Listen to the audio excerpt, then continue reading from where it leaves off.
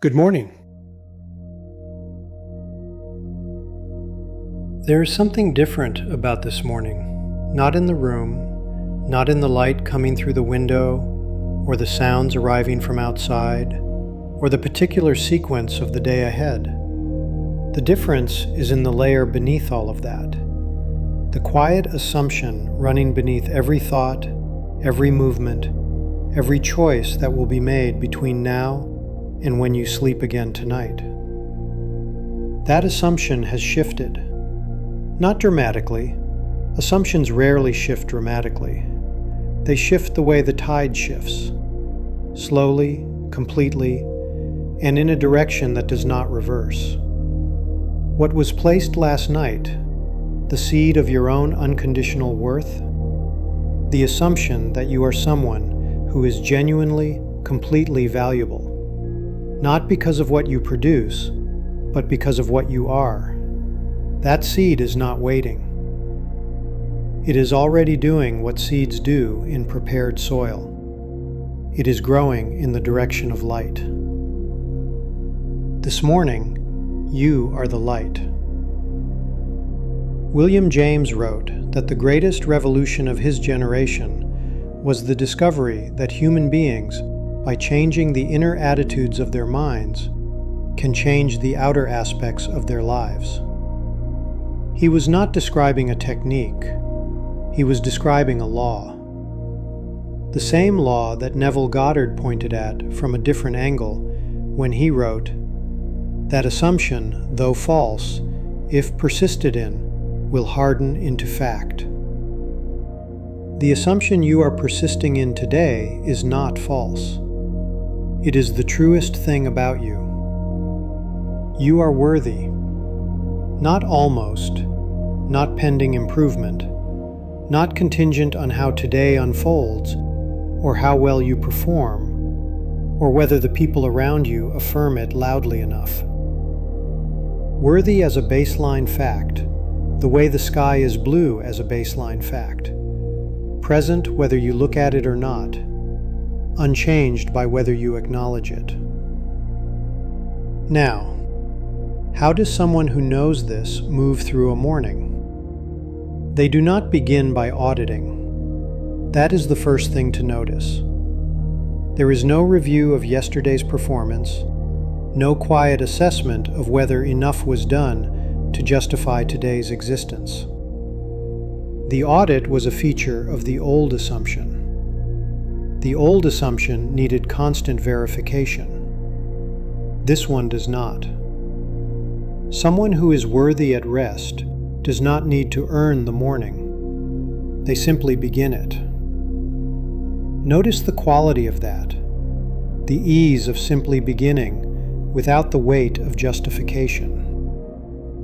It is available right now, not as something to manufacture, as something to allow.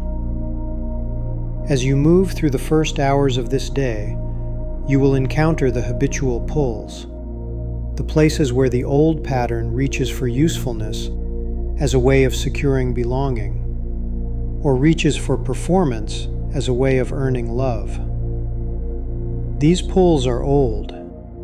They are not you. They are the ghost of the borrowed identity. And ghosts do not require confrontation. They simply fade in the presence of someone who is no longer available to them. You are no longer available to them. What you are available to this morning is the version of your life that becomes possible when the foundation is solid. When the ground you stand on is not approval or achievement or the perpetual project of being useful enough, but your own clear, settled, uncontested sense of your own worth. Bob Proctor said that self-image is the compass. It does not matter what direction you consciously try to walk, you will always arrive where the compass points. Change the compass, and the destination changes, even if the landscape around you looks the same for a while. Your compass changed last night. You may not feel the full expression of it yet. Seeds do not look like trees on the first morning, but the direction has shifted, and direction is everything. A ship 1 degree off course arrives at an entirely different continent. You are not 1 degree off course. You are oriented for the first time, or the first time in a long time, precisely toward yourself. This is what self-love actually does in practice. Not the version that sounds like self-congratulation, or the version that looks like indulgence. The real version, the functional version, is simply this. You become someone who includes themselves in their own care. Someone for whom their own needs, rest, joy, and presence are as legitimate as anyone else's. Today, include yourself. Not at the expense of others. Worthy people are generous, because generosity from a full place is entirely different from service from an empty one. But include yourself in the decisions made today, in the energy allocated today, in the quiet moments where you could either give yourself something or automatically reach past yourself to give it to someone else. Pause in those moments. Not long, just long enough to notice that you are there too. That you are also someone who deserves the attention, the care, the small generous acts that you distribute so freely. Florence Scovel Shinn wrote that you cannot give what you do not have, and you cannot receive what you do not believe you deserve.